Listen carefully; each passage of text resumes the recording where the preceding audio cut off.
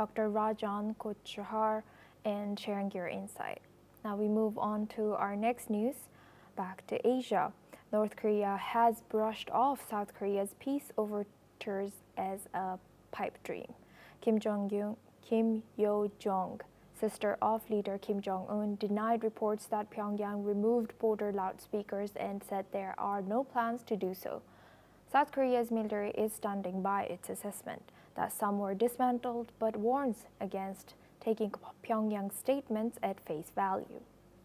Kim also called adjustments to upcoming joint South Korea-US military drills futile, saying that they do not change Allied hostile intent. She rejected the possibility of a dialogue with Washington, calling such reports false suppositions. The exchange comes amid high tensions and North Korean warnings of resolute counteraction ahead of the annual drills.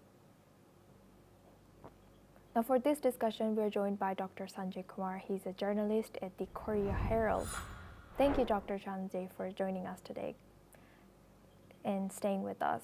Now, how's this news covered in South Korea? South Korea, as you know, it is not surprised by the tone that North Koreans have. They were not expecting, although that North Korea is going to reject these changes of dismantling the loudspeakers. But this should be seen as a contrary comment to what is being done from both the sides, and the contrary to the versions of a South Korean Joint Chief of Staff, who recently announced that there were dismantling of loudspeakers along the border issue, although the JCS said that it is not being entirely done.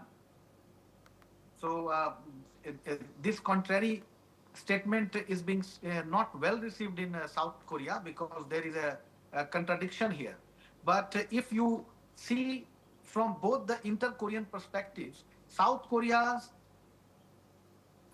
policy is more towards reconciliation and stabilization. So South Korea sees North Korea to be a country which should be dealt through dialogue and reconciliatory measures. But North Korea wants to deny all these. They don't want to get into any kind of dialogue, not only with South Korea, but the US as well. And it is because North Koreans, they perceive all these dialogues as a measure or a kind of a follow-up for the denuclearization agenda of US ROK. And they want South Korea to change their stance and change the defense policy, which looks impossible, because South Korea and US is also bound.